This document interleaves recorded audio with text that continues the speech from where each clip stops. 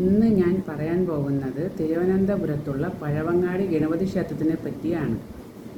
തിരുവനന്തപുരത്തിൻ്റെ ഹൃദയഭാഗമായ കിഴക്കേക്കോട്ടയിൽ പത്മനാഭക്ഷേത്രം പോലെ തന്നെ ഉയർന്ന സ്ഥാനമുള്ള ക്ഷേത്രമാണ് പഴവങ്ങാടി ഗണപതി ക്ഷേത്രം. തിരുവനന്തപുരം സ്വദേശികൾ എന്ത് നല്ല കാര്യങ്ങൾക്കും പുറപ്പെടുന്നതിന് മുമ്പായിട്ട് വിഘ്നങ്ങൾ ഒഴിവാക്കുന്നതിനായി ഈ അമ്പലത്തിലെ ഗണപതിക്ക് തേങ്ങ അടിക്കുന്ന പതിവുണ്ട്. ഈ ക്ഷേത്രത്തിന് പിന്നിൽ ഒരു കഥയുണ്ട്. മുമ്പ് വേണാട് രാജവംശം ഭരിച്ചിരുന്ന കാലത്ത് അവരുടെ ആസ്ഥാനം ഇപ്പോഴത്തെ തമിഴ്നാട്ടിലുള്ള പത്മനാഭപുരം കൊട്ടാരമായിരുന്നു. അന്ന് ഈ ആസ്ഥാനത്തിൻ്റെ ചുറ്റിലുമുള്ള കോട്ട കാക്കുന്നത് നായർ പടയാളികളായിരുന്നു. മേലാങ്കോട് ഭാഗത്ത് യക്ഷിയുടെ പ്രതിഷ്ഠയും ഉണ്ടായിരുന്നു. അവിടെ രാത്രികാലങ്ങളിൽ കാവൽ നിൽക്കുന്ന പടയാളികൾ സ്ഥിരമായി യക്ഷിയെ കണ്ടു പേടിച്ച് ബോധം കെട്ട് വീഴുമായിരുന്നു.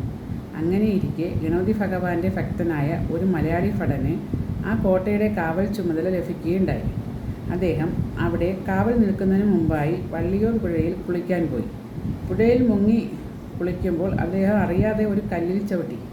ആ കല്ല് എന്താണെന്ന് അദ്ദേഹം നോക്കിയപ്പോൾ ഒരു ഗണപതി വിഗ്രഹമാണെന്ന് മനസ്സിലാവുകയും അയാൾ ആ വിഗ്രഹവും എടുത്തുകൊണ്ട് കോട്ടയ്ക്ക് കാവൽ നിൽക്കാൻ പോയി. അയാൾക്ക് യക്ഷിയിൽ നിന്ന് യാതൊരുവിധ ശല്യവും ഉണ്ടായില്ല. ഇതറിഞ്ഞ മറ്റു പടയാളികൾ എല്ലാവരും കൂടി ചേർന്ന് ആ ഗണപതി വിഗ്രഹത്തെ ആരാധിക്കുവാൻ തുടങ്ങി. പിന്നീട് തിരുവിതാംകൂർ രാജാവിൻ്റെ ആസ്ഥാനം തിരുവനന്തപുരത്തേക്ക് മാറ്റിയപ്പോൾ വലിയ ഒരു വിഭാഗം നായർ പടയാളികളും തിരുവനന്തപുരത്തേക്ക് വന്നു. അവർ ആ ഗണപതി വിഗ്രഹം ഇവിടെ കൊണ്ടുവന്ന് പ്രതിഷ്ഠിച്ചു എന്നാണ് കഥ. ഈ ക്ഷേത്രത്തിന് ഏതാണ്ട് 200 വർഷത്തിന്മേൽ പഴക്കമുണ്ട്.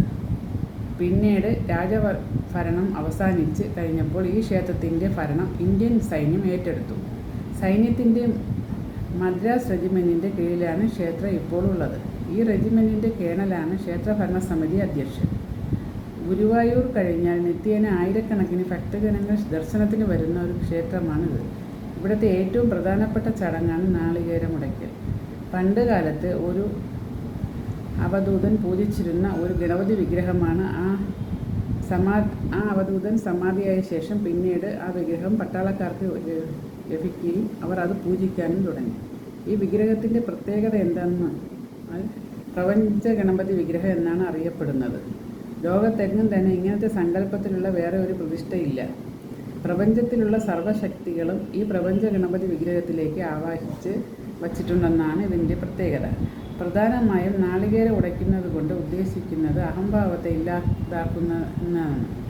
നിത്യവും അഷ്ടദ്രവ്യം കൊണ്ടുള്ള മഹാഗണപതി ഹോമം ഇവിടെ നടത്തുന്നു. പായസം, ഇടിച്ചു പിഴിഞ്ഞ പായസം, മോദകം, ഉണ്ണിയപ്പം, അട, അപ്പം, പാൽപ്പായസം, കൂട്ടുപായസം എന്നിവയാണ് വഴിപാടുകൾ. ഉദയാസ്തമന പൂജ വളരെ വിശേഷമാണ്. ഒരു ദിവസത്തെ മുഴുവൻ പൂജ ഇതിൽപ്പെടുന്നു. വളരെ നേരത്തെ ബുക്കിംഗ് നടത്തിയാൽ ഈ പൂജ നടത്താൻ സാധിക്കുകയുള്ളൂ. നമ്മുടെ ആഗ്രഹം സാധിക്കുന്നതിന് വേണ്ടി വരദായക പൂജ എന്ന ഒരു പൂജയും ഇവിടെ നടത്തുന്നുണ്ട്.